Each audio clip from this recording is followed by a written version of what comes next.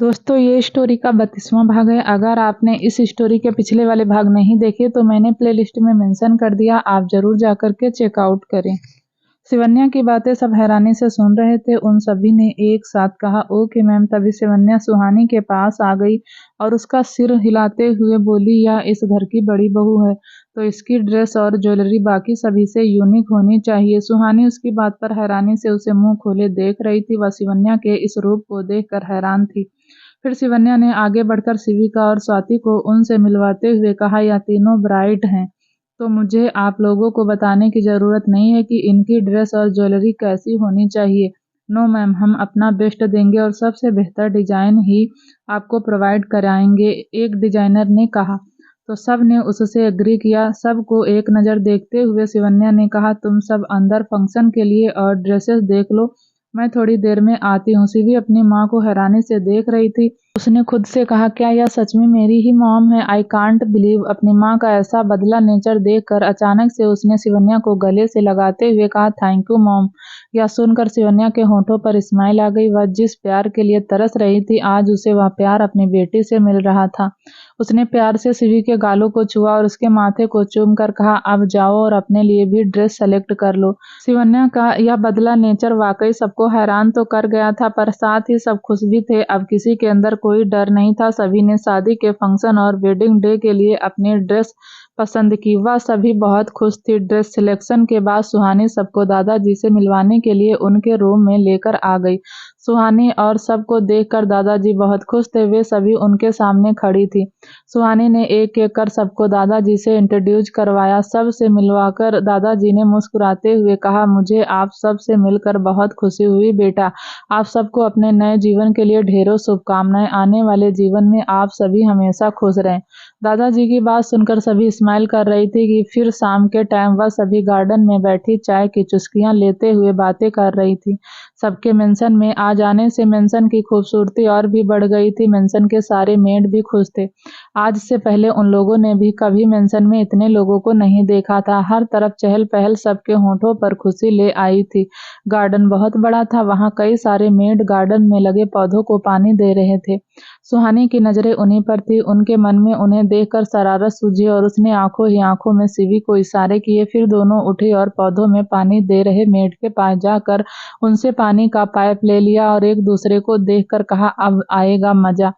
यह कहकर तीनों ने घूमकर कहा और अपने सामने बैठी स्वाति, यशिका, आशी और आशु पर हमला कर दिया। एक पल के लिए उन्हें लगा कि बरसात हो रही, पर सुहानी और शिवी की हंसी की खिलखिलाहट सुनकर वे सब दोनों शैतान लड़कियों की तरह मुड़ी और दोनों को हंसते हुए देखकर वे चारों दोनों को घूरने लगी।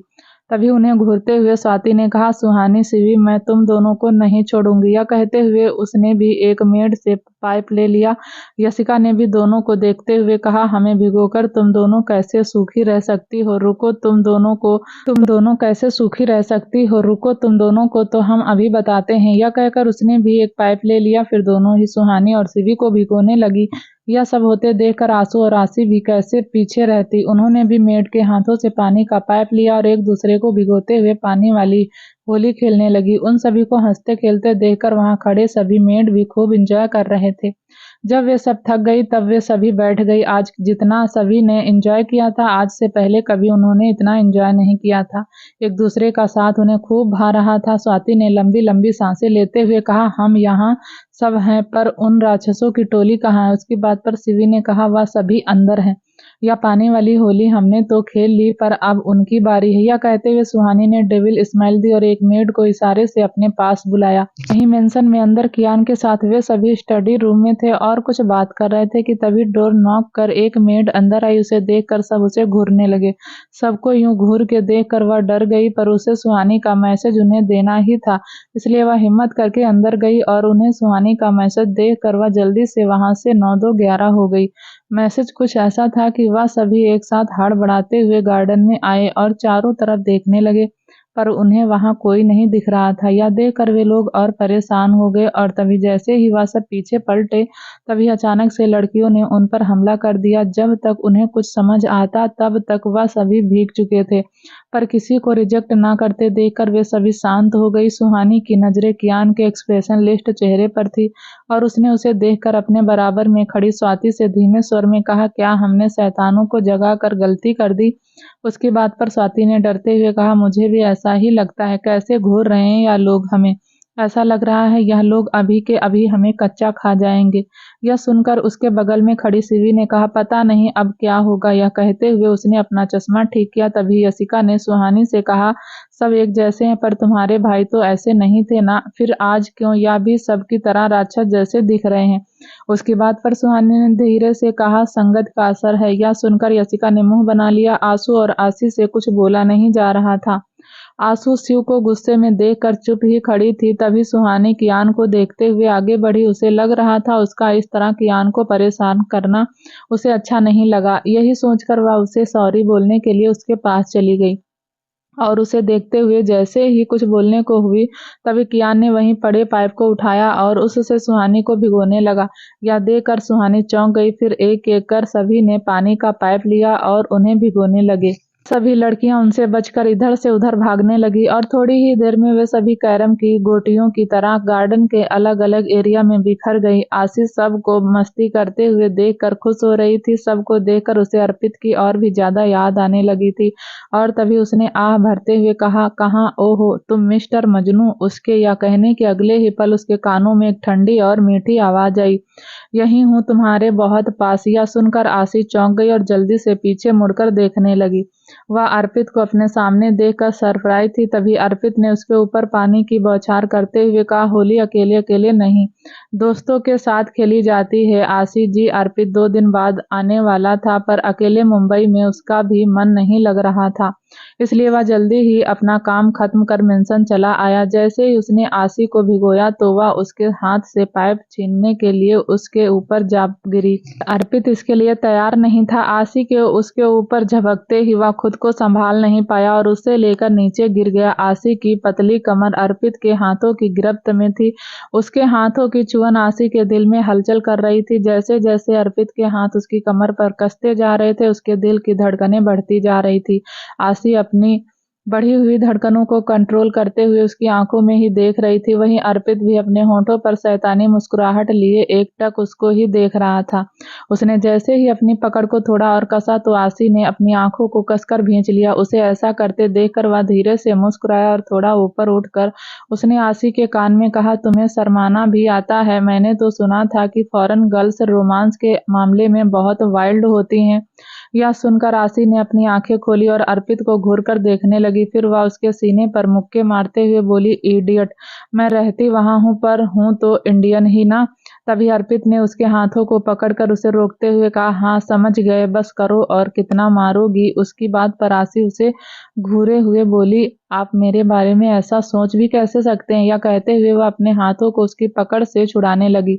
तभी अर्पित ने उसे पलटकर उसके ऊपर आते हुए बोला, अब बारी मेरी है। वह उसकी बात समझ नहीं पाई और उसने आंखों के इशारों से पूछा तो अर्पित ने शरारत भरी स्माइल के साथ एक आंख मारी और उसके होंठों को अपने होंठों से छू लिया। वहीं गार्डन में एक पेड़ के पीछे शिवी रेहान की कैद से खुद को छुड़ाने की नाकाम कोशिश कर रही थी। उसके इतने स्ट्रगल करने के बाद भी वह रेहान की कैद से आजाद नहीं हो पा रही थी। वहीं रेहान अपने होठों पर स्माइल और आंखों में शरारत भरे उसे प्यार से देखे जा रहा था। सारी कोशिशों के बाद भी जब शिवी खुद को उससे छुड़ा नहीं पाई तो उसने झुंझलाते हुए मुंह बनाकर कहा, आप इतने स्ट्रांग क्यों हैं और मैं इतनी कमजोर क्यों हूँ? हाँ, तो यह बात तुम्हें अब पता चली कि तुम कमजोर हो। चलो अब जब तुम जान ही गई हो तो तुम मुझसे जीत नहीं सकती हो, तो तुम मुझे खुद को सरेंडर कर दो। रेहान ने उसकी आंखों में देखते हुए कहा। तो उसकी बात सुनकर शिवी की भौहें तन गई। उसने सिर ना में हिलाते हुए कहा, ना, मैं ऐसा कुछ नहीं करूंगी, समझे आप। यह सुनकर रेहान ने उसे अपने और करीब खींच लिया, जिससे शिवी की सांसें तेज हो गई। वह उससे अपनी नजरें चुराने लगी। तभी रेहान ने उसके दोनों हाथों को अपने कंधे पर रख लिया और एक हाथ से उसकी चिन को पकड़कर उसके चेहरे को ऊपर किया। फिर उसकी आंखों में देखते हुए उसने कहा, फील मी। यह कहते हुए उसने अपने और शिवी के बीच के सभी फासलों को मिटा दिया। शिवी के हाथ कब उसके कंधे से उसकी गर्दन पर लिपट गए उसे पता ही नहीं चला। उधर ऋत्विक और यशिका एक दूसरे को किस करने में बिजी थे। वह अपनी किस को फुल एंजॉय कर रहे थे। उन्हें देखकर ऐसा लग रहा था जैसे वे दोनों ही एक दूसरे को किस करने में कंपटीशन दे रहे हों।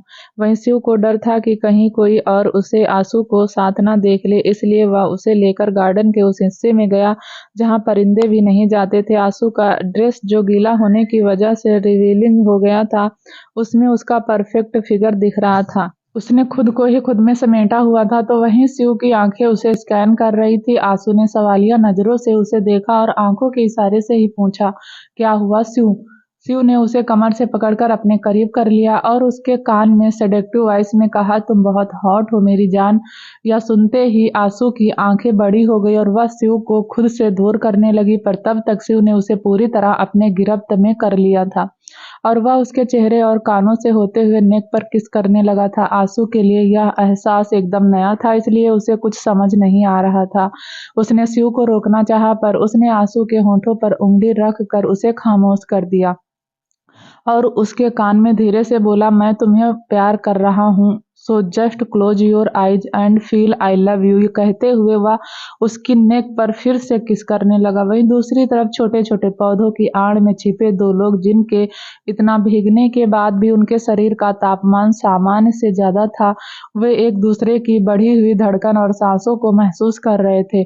उनकी सांसें एक दूसरे की सांसों में घुल रही, इतनी हल्की हल्की सिसकियां और कोमल हाथों का स्पर्श राहुल को और ज्यादा एक्साइटेड कर रहा था। स्वाति के मूव्स और एक्शन से राहुल वाइल्ड होता जा रहा था। वह उसे पलट कर उसके ऊपर आ गया और उसके छोटे छोटे हाथों को अपनी हथेलियों में जकड़ लिया और धीरे धीरे उसके ऊपर झुकने लगा। उसकी नजदीकियां स्वाति को मदहोश कर रही थी, पर फिर भी वह खुद को कंट्रोल करते हुए उसे आंखें दिखाने लगी। राहुल ने उसकी बड़ी बड़ी आंखों में देखते हुए कहा, तुम्हें क्या लगा तुम्हारी यह आंखें देखकर मैं डर जाऊंगा? नेवर। यह कहकर वह उसके ऊपर झुक गया और उसे पैशनेटली किस करने लगा। स्वाति के हाथ भी उसके मजबूत हाथों की पकड़ से आजाद होकर धीरे धीरे उसकी गर्दन पर बंध गए थे, जिससे राहुल और भी ज्यादा वाइल्ड हो गया था। सब जानते थे कि अगर सामने से अंदर गए तो क्या होगा, इसलिए सब बैक डोर से ही अंदर गए। कुछ न्यू कपल के अंदर डर था कि कहीं सबके सामने उनका सच न आ जाए, तो वहीं कुछ कपल ऐसे थे जिन्हें रोमांस करने की छूट मिली हुई थी। कियान और सुहानी के पास रोमांस करने का लाइसेंस था, इसलिए उन्हें किसी बात की कोई चिंता नहीं थी। मिरर के सामने खड़ी सुहानी अपने गीले बालों को सुखा रही थी। उसे थोड़ी देर पहले ही एक एक बात याद आ रही थी, जिन्हें याद करके उसके होठों पर हल्की सी स्माइल और गालों पर प्यार की लाली छा गई थी। मिरर में खुद को देखते हुए सुहानी एक बार फिर उन पलों को याद करते हुए उनमें ही खो गई थी, जबकि कियान की पकड़ से आजाद होकर वह भाग रही थी, तो कियान उसके लंबे कदम उसके छोटे कदमों पर भारी पड़ गए थे। वह एक बार फिर उसकी गिरफ्त में आ गई थी। उसने सुहानी को अपनी बाहों में उठाया और उसे लेकर अपने रूम में आ गया। कियान के छूने भर से ही वह सेंसलेस हो जाती थी, और आज जब वह उसके नजदीक आया तो वह उसे रजिस्ट नहीं कर पाई और उससे दूर ना जा पाई। कियान के उसके छूते ही वह मोती की तरह बिखर गई। सुहानी का यूं खुद को इस तरह उसे छूना कियान को और एक दृश्य कर गया था। उसे अपना साथ देते देखकर वह खुद को रोक नहीं पाया और उस पर हावी हो गया। सुहानी उन पलों को याद करके धीरे से मुस्कुराई। एक बार फिर उसके गाल शर्म से लाल हो गए। तभी कियान बाथरूम से बाहर आया। उसकी बॉडी पर सिर्फ एक टॉवल था जो उसकी कमर में बंधा हुआ था। वह अपने गीले बालों को फिंगर से रब कर रहा था, तो वहीं सुहानी उसके अक्स को मिरर में देख रही थी। उसने कियान पर एक भरपूर नजर डालते हुए खुद से कहा, yes I am very lucky. यह कहते हुए उसकी नजर कियान की बॉडी पर बने जख्मों पर गई, तो उसने खुद ही अभी अभी उससे दिए हुए उन जख्मों को देखकर सुहानी ने ड्रॉ में से ऑइंटमेंट निकालते हुए खुद से कहा, सुहानी यू आर वाइल्ड कैट, तुम कभी कभी कितनी हिंसक हो जाती हो। यह कहकर वह ऑइंटमेंट लेकर कियान के पीछे जाकर खड़ी हो गई और उसकी पीठ पर उभरे निशानों पर ऑइंटमेंट लगाने लगी। कियान ने उसका हाथ पकड़कर उसे अपने पीछे से आगे किया और उसकी आंखों में देखते हुए इशारे से ही पूछा, यह क्या कर रही हो सुहानी? सुहानी ने उसे सवालिया नजरों का जवाब देते हुए कहा, यह स्क्रैच, अगर इन पर ऑइंटमेंट नहीं लगाया तो इन्फेक्शन हो जाएगा। उसकी बात पर कियान ने उसे कमर से पकड़कर अपने नजदीक लाते हुए कहा, कुछ नहीं होगा, मुझे तुम्हारा यह प्यार इन्फेक्शन नहीं, मेरी मेडिसिन है और यह मेडिसिन मैं रोज लेना चाहूंगा, अगर तुम देना चाहो तो। यह कहते हुए वह धीरे से मुस्कुराया और अपने माथे को सुहानी के माथे से जोड़ दिया। वहीं उसकी बात सुनकर वह हैरान हो गई थी। उसने अपनी आंखें बड़ी करते हुए उसे देखा और हैरानी से उसे देखते हुए बोली, seriously every day, no way, ointment handle you mister Oberoi. यह कहते हुए वह उससे दूर जाने लगी तो कियान ने उस पर अपनी पकड़ को कसते हुए प्यार से उसके कान में कहा, जब मैं नजदीक हूं तो मुझसे दूर जाने की कोशिश मत किया करो। यह कहकर उसने सुहानी के चेहरे को अपने दोनों हाथों में भरकर उसके माथे को चूम लिया। प्यारी वाली होली का असर सब पर कुछ यूं हुआ कि लवेरिया के साथ साथ सबको कोल्ड भी हो गया और लड़कियों पर कुछ ज्यादा ही दिख रहा था। जब डिनर के लिए रात में वह सब इकट्ठे हुए तो सिवन्या और कायरो ने सबको इस तरह चीखते हुए देखकर दोनों ने एक दूसरे को देखा। उन्हें ऐसा लग रहा था जैसे वे एक दूसरे ऐसे पूछ रहे हों, सबकी तबीयत एक साथ खराब कैसे हो गई?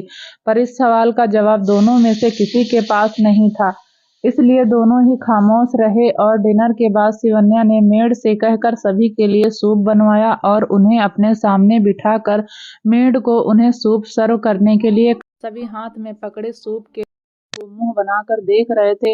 उनका मन बिल्कुल भी उस सूप को पीने का नहीं था कि तभी सिवन्या ने सबको देखते हुए कहा, यह सूप देखने से नहीं, पीने से खत्म होगा और चीटिंग कोई नहीं करेगा। सबको सूप पीना है, कोई इसे फेंकेगा नहीं। उसकी बात सुनकर सब मुंह बनाकर एक दूसरे को देखने लगे, फिर बेमन से सभी सूप पीने लगे। वह सब तो पहले ही सिवन्या का बदलता नेचर देख चुके थे, इसलिए उन्हें सिवन्या को अपनी केयर करते देखकर कोई हैरान नहीं हुआ।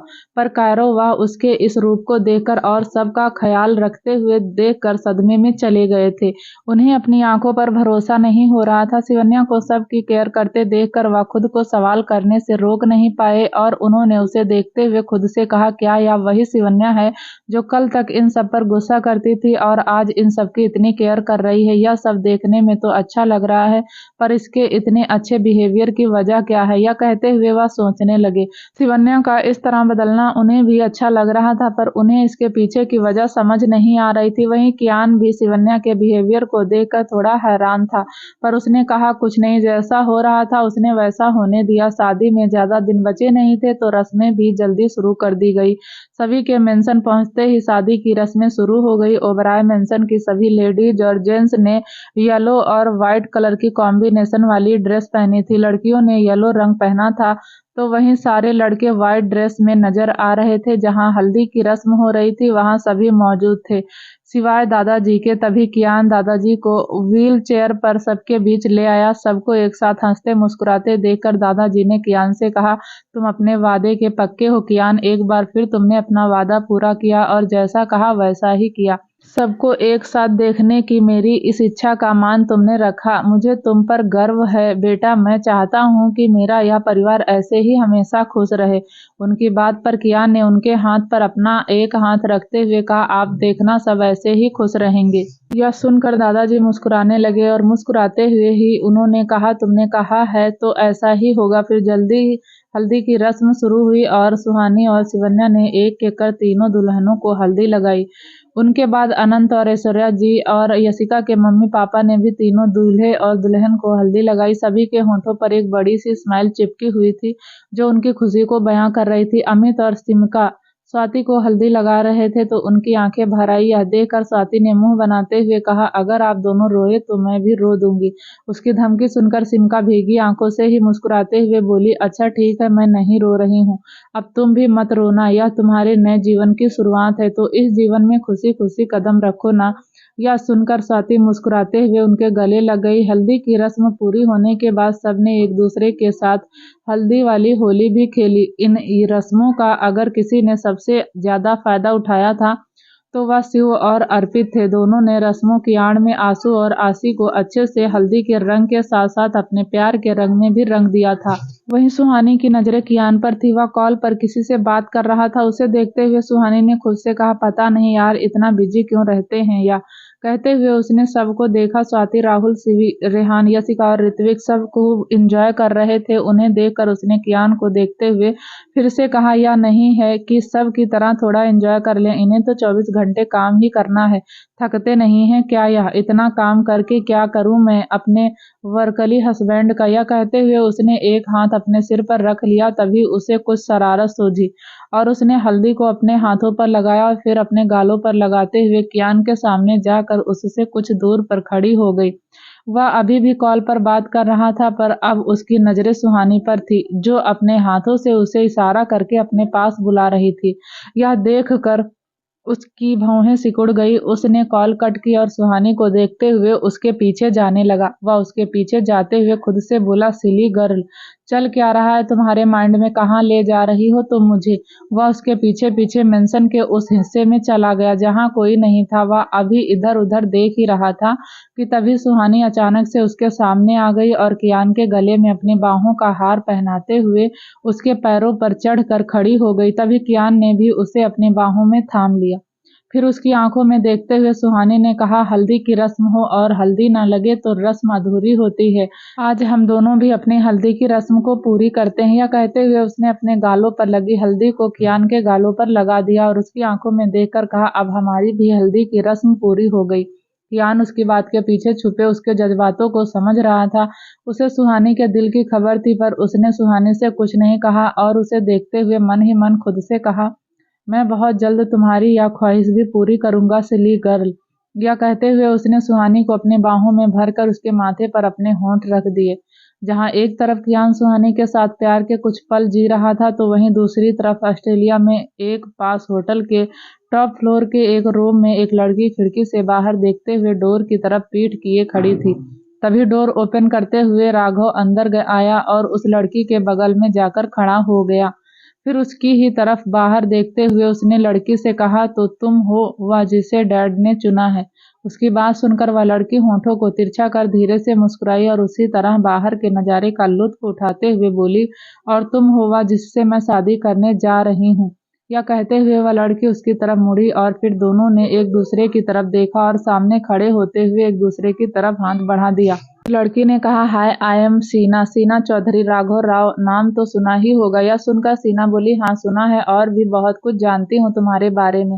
तो अब काम की बात करें। या कहते हुए वह सोफे पर जाकर बैठ गई। राघव भी उसके सामने रखे सोफे पर बैठते हुए बोला, बोलो क्या चाहती हो तुम मुझसे इस शादी के बदले। उसके पूछने पर सीना ने बेधड़क कहा, मौत। उसकी आवाज एकदम कठोर थी और आंखों में कॉन्फिडेंट भरा था। यह सुनकर राघव ने कहा, तो किसकी मौत चाहिए तुम्हें वेडिंग गिफ्ट में। उसकी बात पर सीना होठों को टेढ़ा कर मुस्कुराई और सरकास्टिकली वे में बोली, उसी की जो तुम्हारे फेवरेट हैं कियान और सुहानी। उसकी बात पर राघव धीरे से मुस्कुराया और उसे देखते हुए बोला, कियान का तो ठीक है, उसने सबको परेशान कर रखा है, पर सुहानी वह क्यों, उसने तुम्हारा क्या बिगाड़ा है। यह सुनकर सीना के चेहरे के भाव बदल गए। उसका चेहरा गुस्से से भर गया और तभी उसने दांत पीसते हुए गुस्से में कहा, उसने मुझसे वह छीना है जिसके सपने मैंने बचपन से देखे थे। कियान, मेरा प्यार ही नहीं, मेरी जिद, मेरा जुनून सब था, पर सुहानी ने उससे शादी करके मेरा जुनून, मेरा प्यार मुझसे छीन लिया, जिसकी कीमत अब उसे चुकानी होगी। यह सुनकर राघव को बहुत गुस्सा आया। वह अपने गुस्से को कंट्रोल किए चुपचाप सीना की बातें सुन रहा था और उसकी बात सुनकर उसने दांत पीसते हुए मन ही मन खुद से कहा, पता नहीं इन सारी लड़कियों को तू ही क्यों चाहिए। मैंने जिससे प्यार किया उसने तुझसे शादी कर ली और अब जिससे शादी करने जा रहा हूँ वह भी तुझे ही चाहती है। कियान ओबराय, आखिर तुझमें ऐसा क्या है जो मुझमें नहीं, सब तुझे ही क्यों चाहते हैं। फिर अपनी सोच से बाहर आते हुए राघव ने सीना से कहा, तो इस वजह से तुम सुहानी को मारना चाहती हो। हाँ, सीना ने एरोगेटली कहा और राघव को देखने लगी। तभी राघव ने उसे देखते हुए एक और सवाल किया, तुम तो कियान से प्यार करती हो ना, फिर तुम उसे क्यों मारना चाहती हो। उसके पूछने पर सीना ने कहा, क्योंकि कियान ने उस 2 टके की लड़की के लिए मुझे, सीना चौधरी को अपने घर से निकाला।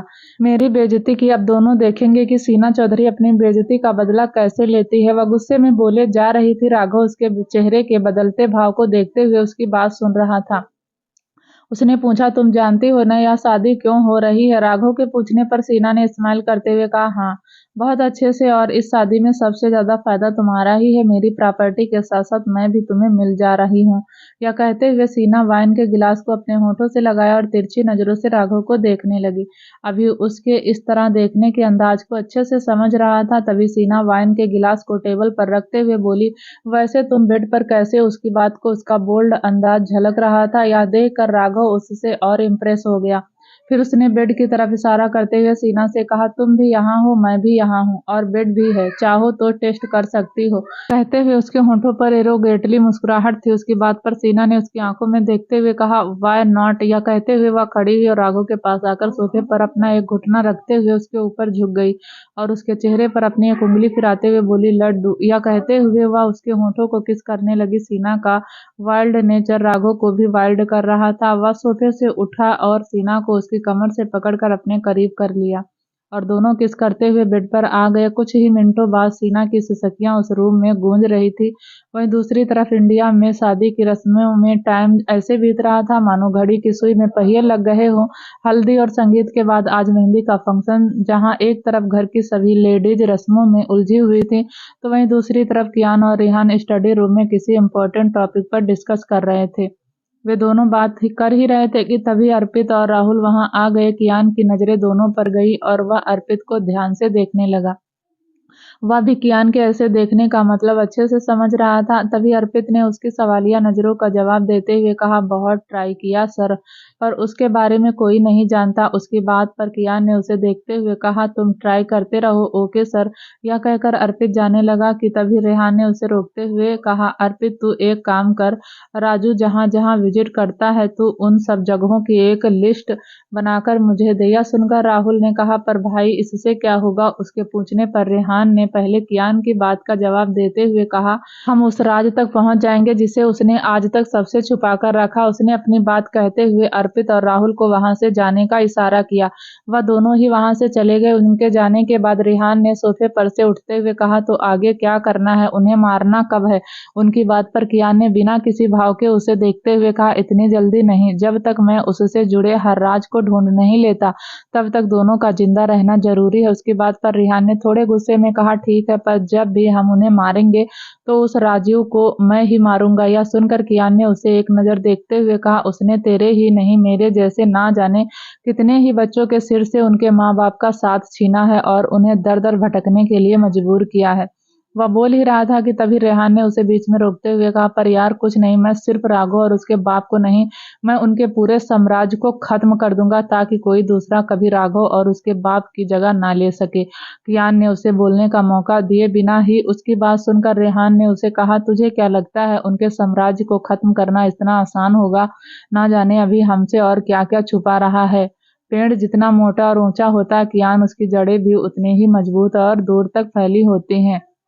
ना जाने इस राजीव की जड़ें कहाँ तक फैली हैं। रेहान की बातें 100% सही थी, जिसे कियान भी नकार नहीं सकता था। उसकी बात पर कियान ने अपनी मुट्ठी भींचकर कठोरता भरे स्वर में कहा, जानता हूँ, इसलिए तो अब दोनों बाप बेटों का ट्रीटमेंट परमानेंट करना चाहता हूँ। जहाँ स्टडी रूम का माहौल कियान और रेहान के गुस्से से गर्म हो गया था, तो वहीं पूरे मेंशन में हंसी और चमक फैली हुई थी। सभी के हाथों पर मेहंदी लग रही थी। यह पहली बार था जब सुहानी ने अपनी हथेली पर मेहंदी से कियान का नाम लिखवाया था। उसकी नजरें अपने हाथों पर लगी मेहंदी में उसके नाम पर टिकी थी और वह उसे मुस्कुराते हुए देख रही थी। कितना अच्छा लग रहा था आपका नाम मेरे हाथों में। यह कहते हुए वह स्माइल कर रही थी। उसे इतनी खुशी हो रही थी कि वह अपनी खुशी को शब्दों में बयां नहीं कर पा रही थी। कियान के नाम पर ही नहीं, उसके पूरे वजूद पर सिर्फ उसका हक था। यह बात ही उसे खुशी से भर देती थी और उसे खुद में ही प्राउड फील करवाती थी। शिविका और स्वाति ने भी अपने हाथों में रेहान, ऋत्विक और राहुल का नाम छपवाया हुआ था। वे तीनों ही उनके नाम को देखकर स्माइल कर रही थी। तभी शिवी की नजरें रेहान को ढूंढने लगी। रेहान को ना देखकर उसने मुंह बनाते हुए खुद से कहा, अब यह कहाँ गायब हो गए? सब यहाँ हैं और इनका कुछ पता नहीं, खड़ूस आदमी। यह कहते हुए उसने मुंह बना लिया। वहीं यशिका और स्वाति राहुल और ऋत्विक से इशारों इशारों में ही बातें कर रही थी और उनके होंठों पर हंसी बिखर गई थी। सुहानी के कहने पर अभिनव और शिवा अंशिका और पायल को अपने साथ ले आए थे। उनके बारे में अभी कोई नहीं जानता था सिवाय सुहानी के। वे दोनों कपल कब से दूरी बनाकर पिलर के पीछे खड़े थे और एक दूसरे से बातें कर रहे थे। अंशिका ने अपने मेहंदी वाले हाथ दिखाते हुए अभिनव से कहा, मेरी मेहंदी कैसी लग रही है? उसके पूछने पर अभिनव ने शरारत से कहा, बिल्कुल तुम्हारी तरह, बहुत खूबसूरत। यह सुनकर शर्माने लगी अंशिका और उसकी पलकें शर्म से झुक गई। तभी अभिनव ने उसके हाथ पर किस करके अपने माथे को उसके माथे से जोड़ दिया। वहीं दूसरे पिलर के पीछे पायल शिवा की कॉलर पकड़े खड़ी थी और वह उसके हाथ से अपनी कॉलर छुड़ाने की कोशिश कर रहा था। या क्या कर रही हो तुम पागल, छोड़ो मेरी कॉलर, कोई देख लेगा। शिवा की बात पर पायल ने उसे अपने और करीब खींचते हुए कहा, कोई देखता है तो देखने दो, मुझे फर्क नहीं पड़ता। यह सुनकर शिवा ने मन ही मन खुद से कहा, कितनी बेशरम लड़की है यार, किसी से डर नहीं रही है। पायल की जिद के आगे वह लाचार था। पायल ने अपने सामने शिवा को कभी नहीं चलने दी थी, वह हमेशा ही उस पर हावी रहती थी। वहीं उधर आंसू और आसी भी शिव और अर्पित के नाम का लेटर अपने मेहंदी में छुपाए इधर से उधर घूमते हुए दोनों को ढूंढ रही थी। तभी आसी ने झुंझलाते हुए खुद से कहा, पहले तो मधुमक्खी की तरह मेरे पीछे पीछे घूमते थे और जब मैं उन्हें ढूंढ रही हूँ तो पता नहीं कहाँ गायब है। यह कहते हुए वह जा रही थी, तभी अचानक से अर्पित उसके सामने आ गया। अचानक उसके सामने आ जाने से आसी डर गई और पीछे होते हुए गिरने लगी कि अर्पित ने जल्दी से उसे कमर से पकड़ते हुए ऊपर खींच लिया। उसके मेहंदी वाले हाथ अर्पित के शर्ट पर छप गए। यह देखकर आसी मुंह बनाकर रुआसी आवाज में बोली, मेरी इतनी अच्छी मेहंदी खराब हो गई। यह सुनकर अर्पित ने कहा, तुम्हें मेहंदी की पड़ी है, यहाँ मेरी इतनी अच्छी शर्ट खराब हो गई। यह कहते हुए वह अपने शर्ट को देखे जा रहा था जहाँ आसी के हाथों की छाप थी। उसकी बात पर आसी उसे घूरने लगी। अर्पित की बातें उससे बिल्कुल अच्छी नहीं लग रही थी और तभी उसने गुस्से में अपने मेहंदी वाले हाथ को उसकी शर्ट पर रगड़ कर साफ किया और उसे घूरते हुए कहा, गो टू हेल। यह कहकर वह चली गई। वहीं अर्पित ने उसकी बात पर उसे जाते हुए देखकर खुद से कहा, अब इसे क्या हो गया, विलायती बिल्ली हमेशा लड़ने को आतुर रहती है। हाँ, यह कहते हुए उसने मुंह घुमाया और वह भी चला गया। उधर आंसू भी शिवा को ढूंढ रही थी, तभी पीछे से किसी ने उसकी आंखों पर हाथ रख दिया। आंसू उस छुअन को पहचानती थी, इसलिए वह छूते ही वह मुस्कुराने लगी। तभी उसके कान में शिव ने उसकी मीठी आवाज में कहा, यह आंखें जिसे शिद्दत से तलाश रही हैं, क्या वह मैं ही हूँ? यह कहते हुए वह उसके सामने आ गया और उसकी आंखों पर से हाथ हटा दिया। यह सुनकर आंसू उसे देखकर स्माइल करते हुए बोली, आपको कैसे पता चला? मैं आपको ही ढूंढ रही थी। उसकी बात पर शिव ने उसे अपनी बाहों के घेरे में लेते हुए कहा, माय लिटिल रेड, मैं सब जानता हूँ। तुम्हारी यह आंखें मेरे अलावा और किसकी तलाश करेंगी? बोलो। उसकी बात सुनकर आंसू शर्मा गई और उसके सीने में उसने अपना चेहरा छुपा लिया। यह देखकर शिव ने भी उसे अपनी बाहों में भर लिया। मेहंदी की रस्में होने के बाद ओबराय के ट्रेडिशन के अकॉर्डिंग शादी से एक दिन पहले एक पूजा होती है। उस पूजा में सभी कपल सहित बैठते हैं जिनकी शादी हो चुकी या होने वाली। आज इस पूजा में कियान और सुहानी कायरो और शिवन्या के साथ सबसे आगे बैठे थे और बाकी सभी कपल उनके पीछे बैठे थे। कियान और कायरो दोनों ही हवन कुंड में आहूत दे रहे थे और सुहानी और शिवन्या दोनों उनका साथ दे रही थी। कियान को कभी यह सब पसंद नहीं था और न ही उसका इन सब पर विश्वास था, पर सुहानी की जिद की वजह से वह इसमें शामिल हुआ था। पूजा पूरी होने के बाद शिवन्या सबको प्रसाद और आरती दे रही थी, तो वहीं सुहानी पूजा की थाली और प्रसाद लेकर दादाजी के रूम में आ गई थी। दादाजी उसे देखकर मुस्कुराते हुए बोले, पूजा हो गई बेटा जी? दादाजी, यह कहते हुए सुहानी उनके पास गई और उनके पैर छूकर उनसे आशीर्वाद लिया। जब वह उन्हें प्रसाद दे रही थी तभी उन्होंने कहा, तुम इस घर की खुशियों की चाबी हो बेटा। जब से तुम कियान की जिंदगी में आई हो सब बदल गया है। कियान की जिंदगी में तुम खुशियां लेकर आई हो, उसके अकेलेपन को दूर कर दिया तुमने और आज देखो इस घर में एक साथ इतनी खुशियां आई हैं। तुम बिल्कुल मेघना की परछाई हो बेटा। यह कहते हुए वह मुस्कुरा रहे थे, तभी सुहानी ने उनकी बात पर कहा, दादाजी खुशनसीब तो मैं हूँ जिसे यह परिवार मिला और उनके जैसा लाइफ पार्टनर मिला जिनकी ना जाने कितनों ने ही ख्वाहिश की थी और उन्हें हासिल करने की कोशिश भी की, पर भगवान ने उन्हें मेरी किस्मत में ही लिखा था, इसलिए तो आज मैं यहाँ हूँ आप सबके बीच। या कहीं बात सुनकर दादाजी ने सुहानी के सिर पर हाथ फेरते हुए कहा, खुश रहो बेटा। सुहानी उनसे बात करके उनके रूम से निकलकर मेघना के रूम में गई और उसकी तस्वीर के सामने दिया जलाकर हाथ जोड़कर खड़ी हो गई। फिर उसने आंखें बंद किए हुए ही मन मेघना से कहा, मुझे पता नहीं माँ मैं इस घर के लिए सही चॉइस हूँ या नहीं, पर माँ मैं अपनी जिम्मेदारियों को अच्छे से निभाने की पूरी कोशिश करूंगी। आप जितनी परफेक्ट तो नहीं, पर आप जैसी बनने की कोशिश करूंगी। यह कहकर उसने अपनी आंखें खोली और मेघना की तस्वीर को एक नज़र देख कर जाने के लिए पीछे मुड़ी कि तभी उसे अपने सामने कायरो खड़े दिखे। उन्हें देखकर सुहानी स्माइल करने लगी तो कायरो ने उन्हें देखते हुए कहा, थैंक यू बेटा। सुहानी ने उन्हें सवालिया नजरों से देख रही थी। उसे समझ नहीं आ रहा था कि कायरो ने उसे थैंक्स क्यों कहा। वह अभी यह सोच ही रही थी कि तभी कायरो ने अंदर आते हुए कहा, अब मेघना को मेरे साथ साथ तुम्हारी कंपनी भी मिल गई है, तो बताओ मेघना कैसी लगी तुम्हें तुम्हारी बहू की कंपनी को। यह कहते हुए वह उन्हें देखकर सुहानी की स्माइल भी आ गई। तभी पूजा की थाल से प्रसाद लेते हुए कायरो ने उसे कहा, कियान और अपना ख्याल रखना बेटा। सुहानी ने हाँ में सिर हिलाते हुए कहा, जी पापा। कायरो ने उसके सिर पर हाथ रखकर उसे आशीर्वाद दिया तो वह चली गई। अपने रूम में आकर वह बेड पर ऐसे गिरी जैसे वह नशे में हो। ज्यादा थके होने की वजह से उसे बेड पर गिरते ही नींद आ गई। वह बिना चेंज किए हुए ही लहंगे और ज्वेलरी पहने ही सो गई। वहीं उधर रेहान बहुत देर से सिवी की मेहंदी में अपना नाम ढूंढ रहा था, पर उसे अपने नाम का लेटर मिल ही नहीं रहा था। तभी यह देखकर सिवी ने मुंह बनाते हुए कहा, मिस्टर हसबैंड आपसे नहीं होगा, रहने दो, आप नहीं कर पाएंगे। यह कहते हुए वह रेहान के हाथ से अपना हाथ खींचने लगी, पर तभी उसने सिवी की हथेली को अपने हाथों में जकड़ते हुए कहा, ना ना, सोचना भी नहीं दूर जाने की, और रही बात करने की तो मैं तुम्हें कल बताऊंगा कि मैं क्या कर सकता हूँ। यह कहते हुए उसने सिवी को करीब करते हुए उसे अपनी बाहों में भर लिया। उधर राहुल जब स्वाति से मिलने जा रहा था तभी अर्पित और शिव दोनों उसे पकड़कर जबरदस्ती अपने साथ मेंशन से बाहर ले आए। उसने खुद को छुड़ाते हुए खींच कर कहा, कहाँ लेकर जा रहे हो तुम दोनों मुझे? कल मेरी शादी है यार, छोड़ो मुझे। यह सुनकर अर्पित ने कहा, हाँ तो हम कहाँ तेरी शादी रोक रहे हैं, बस तेरी आज की रात को थोड़ा स्पेशल बना रहे हैं, एक छोटी सी पार्टी रखी है तेरे लिए, तेरी बैचलर पार्टी। उसकी बात पर राहुल ने डरते हुए कहा, दिमाग खराब हो गया है तुम दोनों का? किसी को पता चला तो सोचा है क्या होगा? यह सुनकर शिव ने कहा, इसलिए तो सिर्फ तुझे लेकर आए हैं, तेरे भाई और मेरे खड़ूस साले को नहीं। दोनों के जिद करने पर राहुल भी मान गया और उनके साथ चला गया। रात गहराई हुई थी और ऋत्विक यशिका के साथ बालकनी में खड़ा था। अब तुम खुश हो ना? कल हमारी शादी है, उसके बाद तुम हमेशा हमेशा के लिए मिसेज ऋत्विक सिंघानिया बन जाओगी। ऋत्विक ने उसे देखते हुए कहा। उसकी बात पर यशिका ने उसके सीने पर हाथ रखकर उसकी आंखों में देखते हुए कहा, आपसे शादी करना मेरा सपना था जो अब पूरा होने जा रहा है, इसलिए मैं बहुत खुश हूँ। यह सुनकर ऋत्विक मुस्कुराने लगा और यशिका को कमर से पकड़कर उसे अपने और नजदीक ले आया। फिर उसके माथे को अपने होठों से छूते हुए उसे अपनी बाहों में भर लिया।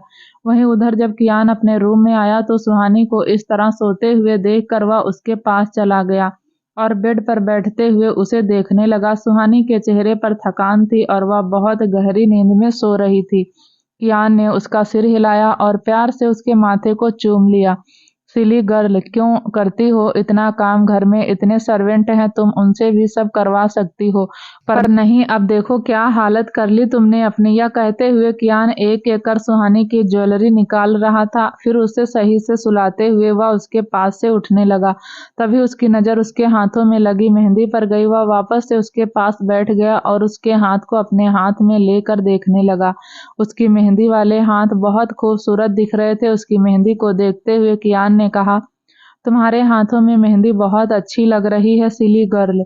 यह कहते हुए वह उसके हाथ को ध्यान से देख रहा था कि तभी उसे सुहानी के हाथ में अपना नाम दिखा। अपने नाम को उसके हाथों में सजे देखकर कियान ने झुककर उसके हाथ को चूम लिया।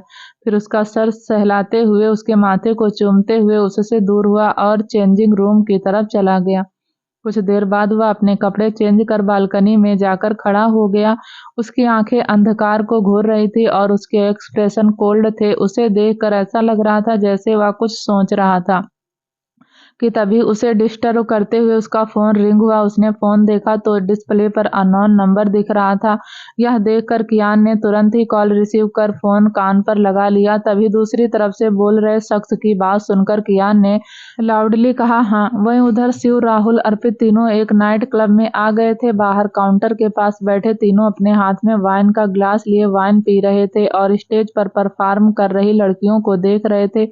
तभी राहुल ने डरते हुए दोनों से कहा, अगर किसी को पता चला हम यहाँ हैं तो मेंशन में कोई हमें घुसने भी नहीं देगा। उसकी बात सुनकर शिव ने उसे चिढ़ाते हुए कहा, तो कुछ ज्यादा नहीं डरता भाई से। तभी अर्पित ने भी राहुल के कंधे पर हाथ रखते हुए उसे समझाते हुए कहा, चिल कर यार, कल से तो तू वैसे भी भाभी से डर डर कर ही जिएगा, आज की रात को आजादी से जी ले।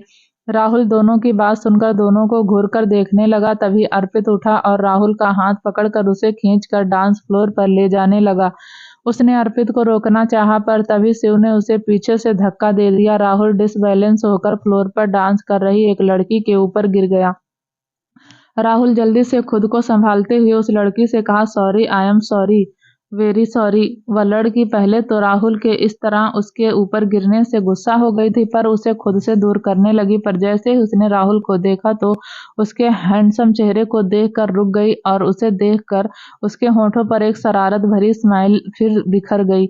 राहुल जाने लगा कि तभी उस लड़की ने उसकी कॉलर पकड़कर उसे अपने और करीब करते हुए सेडक्टिव आवाज में कहा, अब पास आ भी गए हो तो दूर क्यों जा रहे हो, लेट्स एंजॉय बेबी। या कहते हुए उसने राहुल के चेहरे पर अपनी एक उंगली घुमाई तो यह देखकर राहुल को उसके इरादे को ठीक नहीं लगे। ऊपर से उस लड़की की बातें सुनकर वह पहले से ही अंदर डर गया था। उससे थोड़ी दूरी पर खड़े शिव और अर्पित उससे डरते देखकर हंस रहे थे। तभी शिव ने उसे देखते हुए अर्पित से कहा, यह तो गया काम से। यह बोलते हुए उसने अर्पित को हाई फाई दिया तो उसने भी शिव को हाई फाई देते हुए कहा, ऑफ कोर्स गया यार, काश यहाँ स्वाति होती तो शादी से पहले ही आज इसका डाइवोर्स हो चुका होता। यह कहते हुए वह हंसने लगा। वहीं राहुल ने तिरछी नजरों से दोनों को देखते हुए खुद से कहा, तुम दोनों को तो मैं देख लूंगा सालों, पहले इस आफत से पीछा छुड़ा लूं। वह लड़की उसके और भी करीब आ रही थी। जैसे ही राहुल को उसकी सांसें अपने चेहरे पर फील हुई तो उसने लड़की की तरफ देखा और उसे खुद से दूर करने लगा, पर उस लड़की के हाथों ने उसकी कमर को कसकर पकड़ा हुआ था, जिसकी वजह से वह उसे खुद से दूर नहीं कर पा रहा था। तभी उसकी आंखों के सामने स्वाति का गुस्से वाला चेहरा आ गया और वह स्वाति को याद करके और डर गया। जैसे ही वह लड़की राहुल के होठों पर अपने होंठ रखने ही वाली थी कि तभी उसने उस लड़की को जोर से धक्का दिया। Sorry sorry, I am sorry, मैं यह नहीं कर सकता। यह कहते हुए वह डांस फ्लोर से चला गया। वहीं वह लड़की जो राहुल के धक्का देने से खुद को संभाल नहीं पाई और डांस कर रही दूसरी लड़की से टकरा गई। वह उनसे टकराकर गिरने ही वाली थी कि तभी दो लड़कियों ने उसे संभालते हुए कहा, यार यू ओके, कौन था वह जो तुझे धक्का दे गया। उनके पूछने पर उस लड़की ने गुस्से में कहा, आज तक मुझे किसी लड़के ने ना ही कहा है और ना ही इसे तो मैं आज ही बताऊंगी कि मैं क्या चीज हूँ। वह लड़की अपनी लाल आंखों से राहुल, शिव और अर्पित को घूरने लगी। तीनों को देखते हुए उसने चुटकी बजाकर वेटर को अपने पास बुलाया और उसे एक पैकेट देते हुए कहा, इसे इन तीनों लड़कों की जींस में मिला दो। यह कहते हुए उसने एक नोटों की गड्डी वेटर की तरफ उछाल दी। उधर राहुल ने उन दोनों को गुस्से में देखते हुए कहा, सालों, कल मेरी शादी है और आज तुम दोनों मुझे कहाँ फंसा रहे थे। उसकी बात पर शिव ने कहा, हम तो तुझे एंजॉय करवाने लाए थे, फंस तो तू खुद ही गया था। या कहते हुए वह दोनों हंसने लगे। तभी वहीं वेटर उनके पास आया और उन्हें वाइन का गिलास देकर चला गया। राहुल ने एक ही सीट में वाइन का गिलास खाली करके कहा, मैं जा रहा हूँ, मुझे अब और नहीं रुकना यहाँ। स्वाति को यह सब पता चला तो वह मेरी जान ले लेगी। उसकी बात पर शिव ने कहा, अच्छा, हमारे लिए तो रुक, हम भी आ रहे हैं। यह कहते हुए शिव और अर्पित ने भी अपना गिलास खाली किया और उनके पीछे पीछे चले गए। तीनों बाहर आकर कार में बैठे और निकल गए। उस लड़की के साथ दो और लड़कियां भी थी, तीनों के पीछे पीछे बाहर आई, पर जब तक वह बाहर आए तब तक वे तीनों जा चुके थे, बच गए। या कहते हुए उस लड़की ने एक हाथ के पंच को अपने दूसरे हाथ पर मारा और फिर दोनों लड़कियों के साथ पैर पटकते हुए अंदर चली गई। वहीं उधर शिव ड्राइव कर रहा था और राहुल उसके बगल में बैठा था। अर्पित बैक सीट पर बैठा था। तीनों का ही सिर धीरे धीरे भारी हो रहा था। उन्हें रास्ता भी साफ नहीं दिख रहा था। स्टीयरिंग शिव के हाथों में नाच रही थी कि तभी उसकी टेढ़ी मेढ़ी ड्राइविंग देखकर राहुल ने कहा, भाई आराम से चला, कल मेरी शादी है। उसकी बात पर पीछे से अर्पित ने हंसते हुए कहा, तुझे शादी की जल्दी है या सुहाग रात की, शिव तू तेज चला। यह सुनकर शिव ने कहा, मैं चला तो रहा हूँ यार, पर यह सड़क को क्या हो गया है, या नागिन के जैसे टेढ़ी मेढ़ी क्यों हो गई है। यह कहते हुए उसने अपनी आंखों को खोलते हुए सिर झटक कर कहा, मुझे अब धुंधला धुंधला क्यों दिख रहा है। उसकी बात पर राहुल और अर्पित दोनों ने एक साथ कहा, मुझे भी ऐसा ही दिख रहा है, और यह सिर इतना भारी क्यों हो गया है? यह बोलते हुए दोनों ने एक हाथ से अपना सिर पकड़ लिया। तीनों को ही अब नशा होने लगा था। सामने आगे रोड पर कुछ पुलिस वाले चेक पोस्ट किए खड़े थे। तभी शिव ने अपनी स्पोर्ट कार पुलिस की जीप के पास ले जाकर ठोंक दी। टक्कर होते ही तीनों को जोर का झटका लगा। जब तीनों ने अपना सिर ऊपर उठाकर देखा तो पुलिस तीनों के ऊपर गन पॉइंट किए खड़ी थी।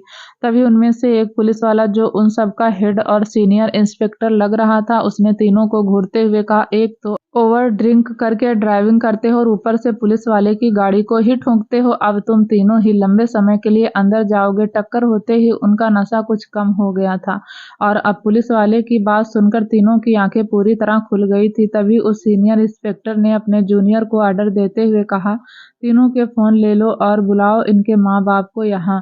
उन्हें भी तो पता चले कि क्या गुल खिला रहे हैं उनके बच्चे आधी रात में। यह सुनते ही तीनों का गला सूख गया और उन्होंने एक साथ कहा, हम यहाँ रुकने के लिए तैयार हैं, पर प्लीज हमारे घर पर फोन मत करना। यह सुनकर इंस्पेक्टर ने उन्हें डांटते हुए कहा, तुम तीनों क्या मेरे चाचा के लड़के हो जो मैं तुम्हारी बात मानूंगा? यह कहकर उसने अपने जूनियर से कहा, इन साहबजादों की थोड़ी खातिरदारी करो। हाँ, इन्हें वहीं जहाँ सबको बिठाया है उसकी बात मानकर उसके जूनियर ने तीनों को ले जाकर सबके साथ बिठा दिया। तीनों के ऊपर नशे का असर हो रहा था। तीनों किसी छोटे बच्चे की तरह पुलिस की बात मानकर बैठ गए थे। वहां पहले से ही लोगों की एक लंबी लाइन थी। उन्हें भी ड्रिंक एंड ड्राइव की वजह से ही पकड़कर बिठाया हुआ था। राहुल ने अपने साथ बैठे लोगों को देखकर खुद से कहा, क्या किस्मत है मेरी, कल मेरी शादी और आज मैं इन शराबियों के साथ बैठा हूँ, वह भी इन दो कमीनों की वजह से। यह कहते हुए उसने तिरछी नजरों से दोनों को घूरा। तभी अर्पित ने नीचे देखते हुए धीरे से कहा, अब क्या होगा? यह सुनकर शिव ने डरते हुए कहा, पता नहीं, बस भाई को पता न चले, वरना पता नहीं भाई हमारे साथ क्या करेंगे। दोनों की बात सुनकर राहुल ने दोनों को घूरते हुए कहा, यह सब तुम दोनों की वजह से हुआ है। तभी शिव ने मुंह बनाते हुए कहा, ऐसा भी एक दिन आएगा, सोचा नहीं था। उसकी बात पर अर्पित ने कहा, आज हम ऐसे लोगों के साथ बैठे हैं, इससे बुरा और क्या होगा। दोनों की बात सुनकर राहुल ने सिर हिलाया। फिर से दोनों को ताना मारते हुए कहा, जिसके तुम दोनों जैसे दोस्त हो उसके साथ ऐसा क्या, इससे भी बुरा होगा। वहीं उधर विला में फोन आते ही कियान मेंशन से निकलकर बाहर आया तो रेहान उसे गाड़ी में बैठा हुआ दिखा। तभी उसके पास जाकर कियान ने कहा, इस टाइम कहाँ जा रहा है? उसके पूछने पर रेहान ने कहा, वहीं जहाँ अभी तू जा रहा है। कियान को इस टाइम देखकर रेहान समझ गया था कि पुलिस का कॉल उसे भी आया है। उसकी बात सुनकर कियान भी समझ गया कि उसके पास भी कॉल आया है। फिर दोनों ही कार में बैठकर चले गए। वह दोनों कुछ ही देर में उस जगह पहुंच गए जहाँ पुलिस वालों ने तीनों को पकड़कर बैठा रखा था। अब वह सभी लोग बैठे नहीं थे, बल्कि हाथ ऊपर करके खड़े थे। कियान रेहान दोनों ने अपनी आंखों को चारों ओर घुमाया तो शराबियों की लाइन में सबसे आखिरी में वह तीनों हाथ ऊपर करके खड़े दिखे। उन्हें देखकर दोनों ने एक दूसरे की तरफ देखा और रेहान ने कहा, कभी सोचा नहीं था एक दिन इन्हें ऐसी हालत में भी देखना पड़ेगा। फिर दोनों की ही पुलिस के पास जाकर उनसे बात करने लगे। कियान ओबराय को अपने सामने देखकर सारे पुलिस वाले अलर्ट हो गए, जैसे ही वह उनका हेड हो। तभी उनके बीच से उनका सीनियर इंस्पेक्टर निकलकर कियान के सामने आया और सॉफ्ट टोन में बोला, आई एम सॉरी सर, हमें पता नहीं था यह आपके भाई हैं, और जिस हालत में इन्होंने पुलिस की जीप को ठोका उससे। तो यह कहते हुए वह चुप हो गया। तभी उसके एक जूनियर ने कहा, सर, जब हमने इनका अल्कोहल लेवल चेक करने के लिए इन्हें ब्रेथ अल्कोहल टेस्ट में फोन करने के लिए कहा तो सर, इनके भौंकते ही वह डिवाइड भी फट गया। यह सुनकर भी कियान के चेहरे पर कोई भाव नहीं था। वहीं रेहान यह सुनकर एक हाथ से अपने माथे को सहलाने लगा। फिर दोनों ने एक दूसरे को देखा और फिर उन तीनों को देखकर इंस्पेक्टर ने कहा, सर आप इन्हें ले जाइए, पेपर वर्क हम कर लेंगे। उसकी बात पर कियान ने कहा, किसी के लिए भी रूल चेंज नहीं होने चाहिए, अपने रूल फॉलो करो, पेपर तैयार करो, मैं सिग्नेचर कर दूंगा। उसकी बात सुनकर वह सीनियर इंस्पेक्टर हैरान रह गया। उसने तो आज तक सभी अमीर लोगों को अमीर होने का फायदा उठाते देखा था, पर यह कैसा अमीर आदमी था जो उससे रूल फॉलो करने की बात कर रहा था। यह सोचकर उसके मन में कियान के लिए रिस्पेक्ट और बढ़ गई थी। उसने जल्दी से ही उसे कहा, यस सर, आप बैठे हैं। बस थोड़ी देर में पेपर वर्क करके आता हूँ। यह कहकर वह जाने लगा। तभी रेहान ने उसे रोकते हुए कहा, फाइल भी बताना, कितना फाइन भरना है? भर देंगे। उसकी बात पर इंस्पेक्टर ने ओके सर कहा और चला गया। वहां बैठने की जगह नहीं थी तो जल्दी से 2 कांस्टेबल उनके लिए चेयर ले आए और दोनों ही चेयर पर बैठ गए। वह दोनों तीनों को ही घूर रहे थे कि तभी अर्पित की नजर कियान पर गई और उसे देखते ही उसकी आंखें फैल गई। उसने झटके से अपना सिर हिलाया और राहुल और शिव से कहा, जरा सामने देख कर बताओ, जो मुझे दिख रहा है क्या तुम दोनों को भी वही दिख रहा है? उसकी बात सुनकर दोनों ने अपने धुंधली आंखों के सामने देखा तो कियान और रिहान को देखकर दोनों ही आंखें खुल गई। फिर तीनों ने डर कर सूखा घूंट अपने गले से नीचे उतारा और नजरें नीचे करके खड़े हो रहे। वह एक बार फिर भी दोनों की तरफ नहीं देख रहे थे। तीनों के अंदर दोनों का इतना डर था कि अब उनके लड़खड़ाते पैर भी स्ट्रेट हो गए थे। कियान और रेहान अभी भी उन्हें देख ही रहे थे कि तभी वह इंस्पेक्टर पेपर तैयार करके उनके पास ले आया और कियान को पेपर देते हुए कहा, सर यह रहे पेपर, इन पर साइन कर दीजिए। कियान ने उसके हाथ से पेपर लिए और साइन कर दिए। रेहान ने भी साइन किए और पेपर इंस्पेक्टर को पकड़ाते हुए कहा, कितना भरना है? यह सुनकर इंस्पेक्टर ने हंसते हुए कहा, क्या सर, यह सब हम देख लेंगे, आप जाइए। उसकी बात पर रेहान ने कहा, नो रूल इज रूल, आप बताइए फाइन कितना भरना है? उसके पूछने पर इंस्पेक्टर ने फाइन बताया और फाइन भरकर वह तीनों के पास आ गए। वह तीनों अभी भी नजरें नीचे किए खड़े थे। तभी कियान ने उन्हें घूरते हुए कहा, घर चलो। यह सुनकर तीनों दूसरी दिशा में जाने लगे। उन्हें उल्टी दिशा में जाते देखकर रेहान ने कहा, वहां नहीं, घर जाना है। यह सुनकर तीनों ने एक साथ कहा, सॉरी सॉरी भाई। यह कहते हुए उनके आगे चलने की कोशिश की। तभी उनके पैर लड़खड़ा गए। तीनों ही गिरने लगे पर तभी जल्दी से आगे आकर कियान और रेहान ने उन्हें संभाल लिया। फिर दोनों ने मिलकर तीनों को कार की बैक सीट पर बैठाया और कुछ ही देर में वह सब मेंशन पहुंच गए। कियान ने अपने पहले ही शिवा को फोन कर दिया था, इसलिए वह पहले से ही बाहर खड़ा उनके आने का वेट कर रहा था। उसने अर्पित को अपने कंधे का सहारा देकर गाड़ी से बाहर निकाला और अंदर ले जाने लगा। शिवा ने उसकी ऐसी हालत देखकर मुंह बनाते हुए कहा, जब हैंडल नहीं होती तो तू इतना पीता ही क्यों है? एक नंबर का शराबी लग रहा है, गधा। स्मार्ट बोलता है पर किसी गधे से कम नहीं है तू। वह रूम के अंदर आ गए थे। अर्पित उसकी सारी बातें सुन रहा था पर उससे कुछ बोला नहीं जा रहा था। तभी उसने बड़ी मुश्किल से कहा, साले तूने मुझे गधा बोला, मैं तुझे बताता हूँ अब। यह सुनकर शिवा ने कहा, मुझे कुछ बताने से पहले अपने पैरों पर खड़ा हो जाए। यह कहते ही वह पीछे हो गया। उसके पीछे हटते ही अर्पित खुद को संभाल नहीं पाया और उस पर गिरते ही वह बेहोश हो गया। तभी उसे देखकर शिवा ने मुस्कुराते हुए कहा, नशेड़ी साला। यह कहकर वह हाथ झटक कर चला गया। वहीं उधर जब शिव और राहुल दोनों कार से बाहर आए तो दोनों ही छोटे बच्चे की तरह कियान और रेहान के कंधे से टिककर झूलने लगे। राहुल ने नशे में ही रेहान से कहा, भाई आई प्रॉमिस मैंने ड्रिंक नहीं की, पता नहीं कैसे चढ़ गई, मैं तो जाना भी नहीं चाहता था, सच्ची भैया दोनों मुझे जबरदस्ती लेकर गए। यह बोलते हुए उसने हिचकी ली। उसकी हालत देख कर ही रेहान ने कहा, बिल्कुल 4 साल का छोटा बच्चा लग रहा है तू। जैसे ही रेहान ने यह कहा तो राहुल ने स्माइल करते हुए बच्चों की तरह कहा, अगर मैं बच्चा लग रहा हूँ तो मुझे अपनी गोद में उठा लो ना भाई। उसकी बात पर रेहान उसे आंखें बड़ी करके देखने लगा। फिर उसने हेलो से सिर हिलाकर मुस्कुराते हुए कहा, चल आ जा। या कहते हुए वह नीचे बैठ गया और राहुल छोटे बच्चे की तरह उसकी पीठ पर चढ़ गया। रेहान ने उसके दोनों पैर पकड़े और उठ गया। फिर उसे लेकर उसके रूम की तरफ चला गया। उधर कियान शिव को अपना सहारा देकर उसे रूम में ले जा रहा था कि तभी शिव ने उसकी गर्दन पर अपने दोनों हाथ लपेटते हुए कहा, भाई मुझसे अब और नहीं चला जा रहा, मेरे पैरों में दर्द हो रहा है, मुझे आपके ऊपर चढ़ना है भाई। यह कहते हुए वह उसके पैरों पर अपने पैर चढ़ाने लगा पर बार बार उसके पैर कियान के ट्राउजर पर से स्लिप हो रहे थे। यह देखकर शिव ने मुंह बनाते हुए कहा, प्लीज भाई मुझे अपने ऊपर चढ़ाओ ना, मुझे वैसे ही जाना है जैसे आप मुझे बचपन में अपनी पीठ पर ले जाते थे। यह कहते हुए शिव के मुंह से निकले शब्द लड़खड़ा रहे थे।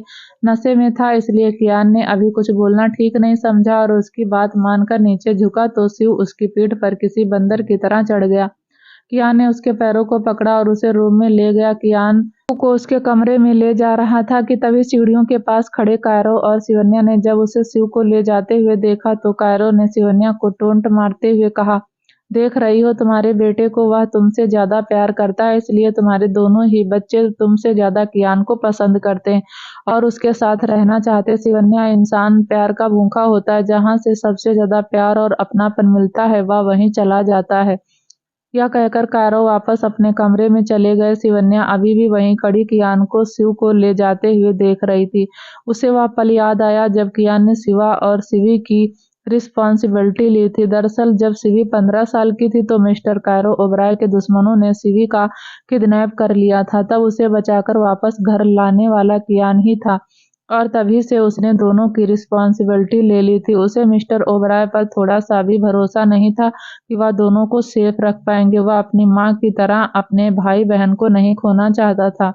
उन पलों को याद कर शिवन्या की आंखें डबडबा गई और वहां कियान के पीछे पीछे चली गई। कियान ने शिव को बेड पर लिटाया और उसके पैरों से जूते निकालने लगा। फिर उसके ब्लेजर को निकालकर उसे आराम से सुलाते हुए ब्लैंकेट उड़ा दिया। वहां जाने लगा कि तभी शिव ने उसका हाथ पकड़कर उसे रोकते हुए कहा, सॉरी भाई, मैंने ड्रिंक नहीं की, मैं तो थोड़ा सा एंजॉय करने गया था, पता नहीं बिना पिए मुझे कैसे चढ़ गई। यह कहते हुए वह उसे धुंधली आंखों से देख रहा था। तभी कियान ने उसकी बात पर कहा, सो जा, मैं तुझसे कल बात करता हूँ। तभी शिव ने मुंह बनाते हुए कहा, नहीं भाई, मुझे आपसे अभी बात करनी है, आप बैठो, मुझे आपको बताना है मैं उस दिन कितना डर गया था जब वह लोग मुझे मार रहे थे। यह सुनकर कियान की भौहें तन गई, उसका चेहरा सख्त हो गया और उसने गुस्से में अपनी मुट्ठी को कसकर बंद कर लिया। मुट्ठी के बंद होते ही उसके हाथ की नसें तन गई थी। फिर वह उसके सिरहाने बैठ गया। तभी शिव ने अपना सिर उसकी गोद में रख दिया।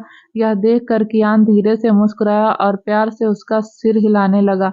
तभी शिव ने आगे कहा, वे लोग बहुत गंदे थे भाई, मैं उनसे लड़ रहा था और उन लोगों ने मुझे धक्का दिया, मैं गिर गया और मेरे सर में लग गई। फिर मुझे याद ही नहीं भाई कि मेरे साथ क्या हुआ। मैंने पहले ही उनसे कह दिया था कि मेरा भाई तुम लोगों को छोड़ेगा नहीं।